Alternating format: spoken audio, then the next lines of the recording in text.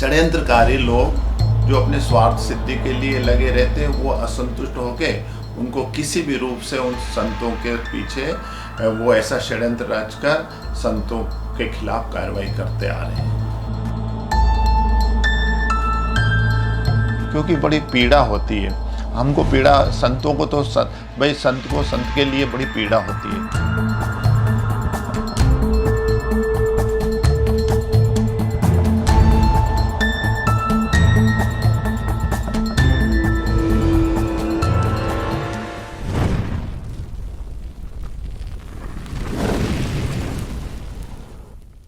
जिन संतों ने धर्म का प्रचार किया, सनातन धर्म की रक्षा के लिए जिन संतों ने अपना आह्वान मतलब अपनी आहुति दी, उन संतों के साथ दुर्व्यवहार हुआ, उनको प्रताड़ित किया और उनको जिस प्रकार पूज्य बापू आसाराम बापू जी को जैसे अभी अरेस्ट कर रखा है, उसके पहले ऐसे महान संतों को भी वहाँ के शासकों ने के द्वारा जैसे कबीर साहब हुए, गुरु नानक देव हुए, संत रविदास हुए, ऐसे संतों को भी बहुत कुछ प्रताड़नाएं दी गई।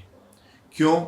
क्योंकि वो खुलकर धर्म का प्रचार करते थे, सनातन धर्म की रक्षा के लिए वो आगे आते थे। तो कुछ ऐसे असामाजिक तत्वों को अच्छा नहीं लगता था, जो ईर्ष्या रखते थे, स्वार्थवश वो चाहते थे कि कहीं हमारा कहीं अहित नहीं हो जाए। कुछ ऐसे षड्यंत्रकारी लोग जो अपने स्वार्थ सिद्धि के लिए लगे रहते हैं, वो असंतुष्ट होके उनको किसी भी रूप से उन संतों के पीछे वो ऐसा षड्यंत्र रचकर संतों के खिलाफ कार्रवाई करते आ रहे हैं। तो देखिए, भारत में हमारा सनातन धर्म प्रमुख धर्म है, ठीक है। तो सनातन धर्म में हमारे साथ जो हमारे धर्म की जो रक्षा होना चाहिए सनातन की, वो इस वक्त नहीं हो पा रही है, क्योंकि अभी असुरों की वृद्धि ज़्यादा हो रही है। असुर वृद्धि के लोग ज़्यादा हो गए हैं, क्योंकि सुर और असुर, देवता और राक्षस, तो जब देवता कुछ अच्छा कार्य करते हैं तो असुरों को तो अंदर से ईर्ष्या होगी, जलन होगी, और उन देवताओं के अच्छे अच्छे कार्यों को रोकने में ये असुर प्रकृति के लोग उसको नीचे गिराने की कोशिश करते हैं, आगे नहीं बढ़ने देते। जिन्होंने अपना जीवन यहाँ दिया है, जिन्होंने अपना सब कुछ अर्पित किया है, ऐसे ऐसे महान संतों की भी अब यही इच्छा रही है कि ऐसे महान संत आसाराम बापू जी जैसे संत, जिन्होंने सारे संसार में, पूरे संपूर्ण दुनिया में एक धर्म की ध्वजा लहराई और अधर्म का नाश किया है, अधर्म का नाश किया है, धर्म की ध्वजा लहराई इन्होंने। खूब सत्संग के माध्यम से लोगों को सुधारा, काफ़ी सुधारा, लेकिन क्या मालूम क्यों ऐसा लोगों के मन में ऐसी ईर्ष्या हो गई। निश्चित रूप से ये शायद हमारे सनातन धर्म के अनुयायी नहीं है। ये सनातन धर्म, हिंदू धर्म की रक्षा के करने वाले लोग नहीं हैं, जो ऐसा षड्यंत्र करके अच्छे साधु संत लोगों को प्रताड़ित करते हैं और झूठे आरोप लगाकर उन्हें कई प्रकार के शासन से अपना सहयोग लेकर और वो ऐसा कुकृत्य करवा देते हैं, यानी किसी को अरेस्ट करवा देते हैं, किसी को बंद करवा देते हैं। ऐसा कई प्रकार के लोग इसमें हैं। समाज को क्या करना चाहिए इन हालातों में? समाज का यही है, समाज का दायित्व यह है कि सत्य को पकड़ कर चले। समाज को जागृत ये होना पड़ेगा।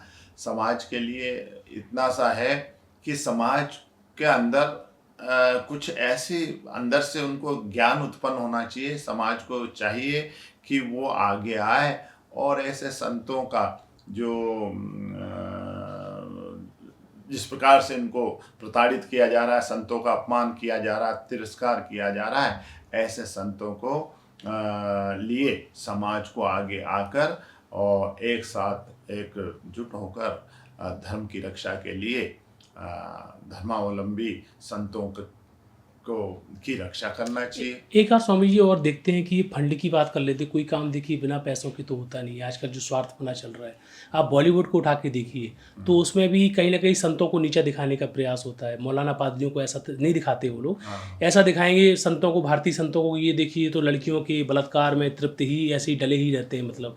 तो ये जो मानसिकता युवाओं के दिमाग में डाली जा रही है, ये बड़ी बड़ी फिल्में बन रही हैं तो उसमें कहीं ना कहीं से पैसा आता होगा। फिर जो ये एकदम मीडिया हाईलाइट करती है, भारत की आज भी जो 50% से ज़्यादा मीडिया है वो विदेश से फंडेड है, और कुछ लोग यहाँ पर जो मुट्ठी भर लोग बैठे हैं विदेश का ही कुछ लोग लीड्स हैं वो यहाँ पर मैनेज करके करते हैं। तो मीडिया भी उस चीज़ को हाईलाइट करती है। कुल मिला के संतों को टारगेट छवि को करके ये जो दूरियां बना रहे हैं समाज से संतों के बीच में, तो इसमें क्या लगता है किसका फंड इतना बड़ा काम कर रहा है, कौन इसके बैकग्राउंड में काम करवा रहा है, आपका क्या अनुभव है इस विषय में? इसमें कई भारी ताकत काम कर रही है इसके लिए। कोई बड़ी भारी योजना है, बड़ी भारी योजना है और कोई बाहरी ताकत है जो यहाँ आकर अपना दबदबा जमा रही है। और वो बाहरी ताकत को तो कैसे हम बताएं, लेकिन इतना जरूर है कि बाहरी ताकत के कारण हमारे यहाँ ये इस प्रकार से हो रहा है।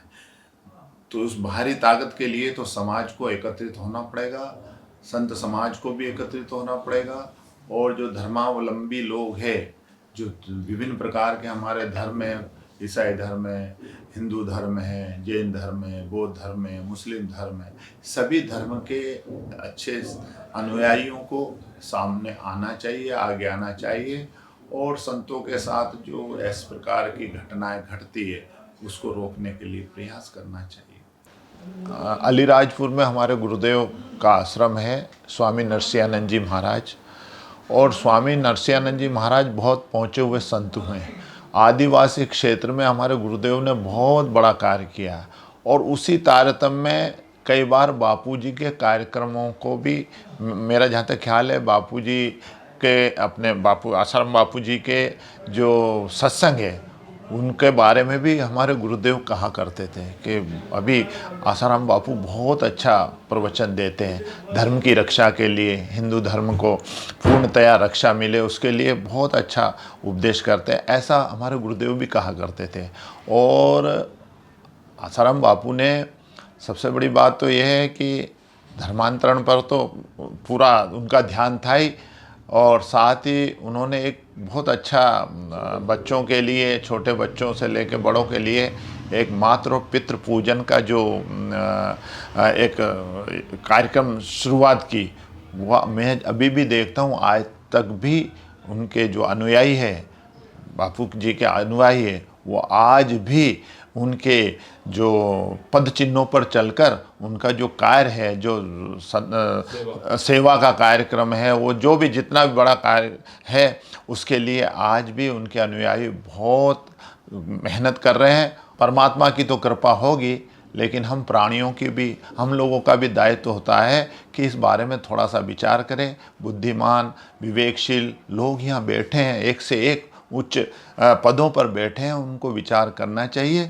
और बापू के बारे में सोचना चाहिए, क्योंकि बड़ी पीड़ा होती है हमको। पीड़ा संतों को तो भाई संत को, संत के लिए बड़ी पीड़ा होती है। संत क्या है, संत से संत मिलते हैं।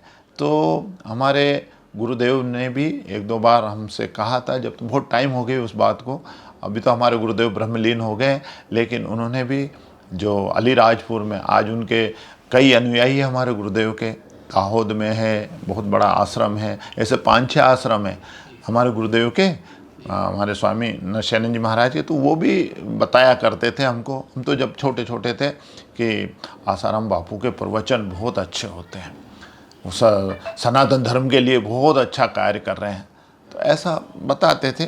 तो हमें याद है वो बातें, इसलिए अब हमको ये चाहिए कि हम अब थोड़ा सा विचार करें और भगवान से यही प्रार्थना करते हैं कि इन लोगों को थोड़ी सद्बुद्धि दे, और सद्बुद्धि मिल जाएगी तो निश्चित रूप से कुछ न कुछ तो अच्छा। और मेरा तो अनुमान भी है, अनुभव भी है कि अब वो समय निकट भी आ गया है कि शीघ्रता शीघ्र बापू बाहर आ जाएंगे।